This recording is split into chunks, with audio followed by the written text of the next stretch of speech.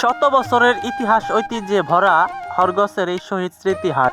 এই হাটটি প্রতি রবিবার হরগস স্কুলের সামনে এই হাটটি বসে। তো আজকে আপনাদের এই হাট সম্পর্কে সকল ইনফরমেশন ও সৌন্দর্য তুলে ধরবো। তো চলুন শুরু করি। তো সবার আগে আপনাদের বলে রাখি, এই হাটটি হচ্ছে হরগস শহীদ স্মৃতি উচ্চ বিদ্যালয়ের সামনে এই হাটটি বসে। হাটটি কিন্তু অসংখ্য গরু আসে, আমাদের বাড়ির খুব একটা দূরে নয়। আমরা যদি গরু কিনি তাহলে এই হাট থেকেই গরু কিনি, কারণ এখানে অনেক অনেক গরুর মাছ থেকে স্বল্প দামে ভালো ভালো গরু পাওয়া যায়। আর এই হাটের হাসলি মাত্র 200 টাকা। তো আপনারা কেউ যদি নতুন নতুন হাটে যেতে চান তাহলে আপনাদের এই বিষয়টি মাথায় রাখতে হবে। দেখতে পাচ্ছেন কি কাদা, আর ভালো সার পরে গেলেও কিন্তু আপনার সেই সারটা আর ভালো থাকবে না, কারণ এই দিক দিয়ে গরু নাচবে, ওই দিক দিয়ে গরু চনাবে। হাটে কিন্তু এই কাকা পান বিক্রি করতে আছে, তো আমাকে বলে যে ভাইরাল করে দিও। যাচ্ছে সারিবদ্ধ ভাবে গরু রাখা আছে, অনেক সুন্দর লাগছে এভাবে দেখতে আমাদের কাছে। আর হাটে ঘুরতে ঘুরতেই দেখা হয়ে গেল এই আমরা বিক্রেতা কাকার সাথে। দেখতে পাচ্ছেন কি সুন্দর।